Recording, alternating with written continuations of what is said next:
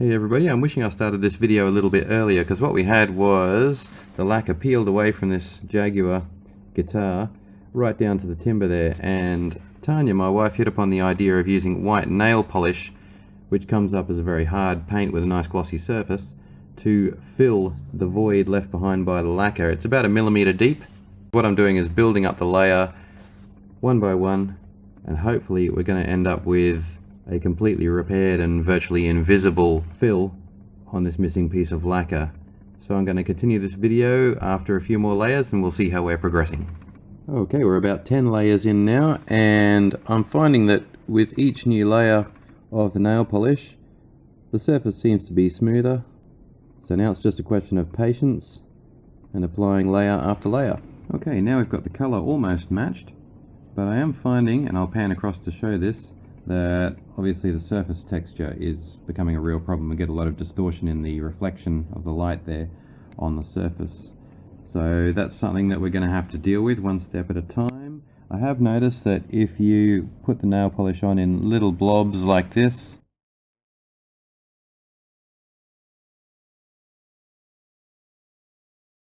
as you can see, I've just put a blob there and it's just made a nice little fill on that hole that I created. So I'm hoping that after a few more layers and maybe a bit of a polish that we can get a reasonably smooth surface happening. And here we are with about 10 more coats. Okay, so it's about 24 hours later and about 10 more coats later, and we're starting to get a bit of a sort of a bulge over the top of it here. What I've found is a good way to get the edges nice and level is just to paint right around the edge there and just let the nail polish just settle into that little groove. However, the more I do this, the more it seems that we are going to need to file this down when the nail polish is completely dry. So as you can see, we're really filled in now. I'm just going to take you right down to get a good cross section of that one, just to see how the nail polish has sort of bloated up over the edge of the actual scar on the lacquer and has kind of overfilled that section. So how are we going to get that flat? Well, the way I think of doing it is that we need a flat, sharp file. If I start sanding that, I'm just concerned it's going to grind into the fill as well as around the edges, and I'll be left still with an uneven sort of surface. So what I figured, to follow the contour of this smooth edge, I'd be better off using something like a hard file like this. So on this multi-tool is the only hard file I could find in the house, and I'm just going to begin rubbing along like that just to take the edge off the edges. Alright, now as you can see, we've got it down to a reasonable smoothness. I've shaved a bit off the top, and there's the debris in my file there. So I guess I'd recommend a longer, perhaps finer grain sort of file if ever you're doing a job like this. Next we're going to move on to another tool supplied by my wife from the makeup box, and it's one of these square looking things, and it's got different grades of sand, I don't want to say sandpaper, but sanding surfaces on either of the sides, and some of them are for buffing and some of them for actually peeling back that layer. So now that we've got it reasonably smooth, we're going to get a little bit finer with these different layers. We'll see how we go.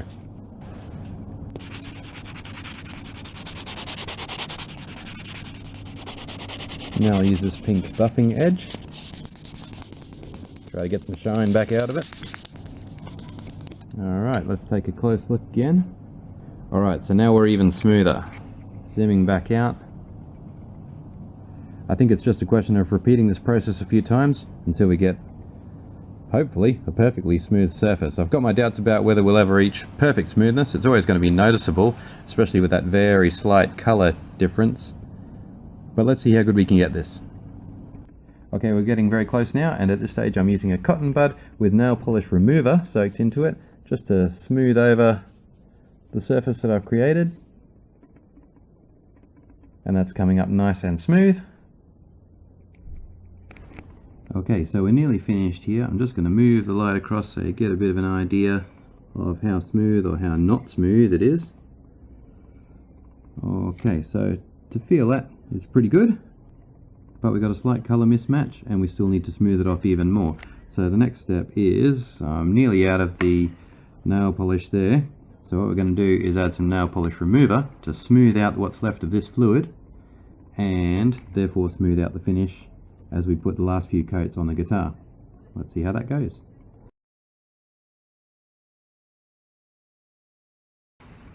Alright, we've hit our first big problem here. Do not use one of these little sponges to try to smooth off the edge here. It's left all kinds of green stains there. We're still fairly smooth, but it's taken the top layer off and done a little bit of damage there.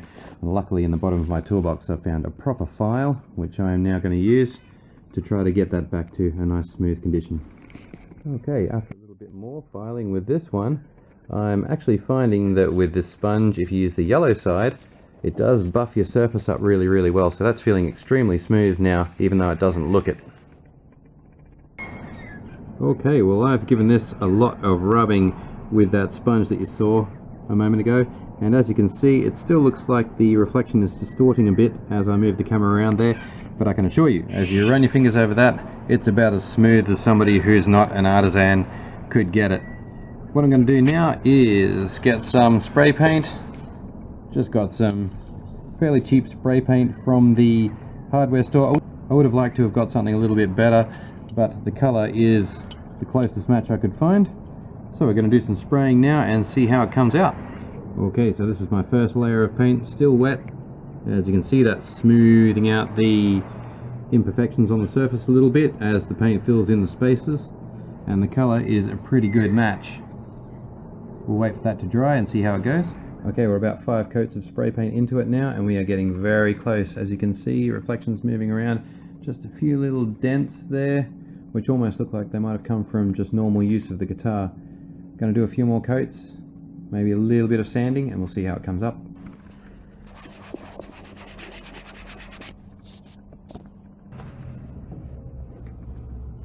And there it is. So it feels extremely smooth, and as I move it around, I think you can pick up a slight, there you go, a little bit of wrinkling in the surface there. Maybe a slight unevenness in that reflection, but generally you'd have to say at a glance I think that's looking pretty as new, and for a repair that only cost maybe $9 or $10, I think that's a pretty good result.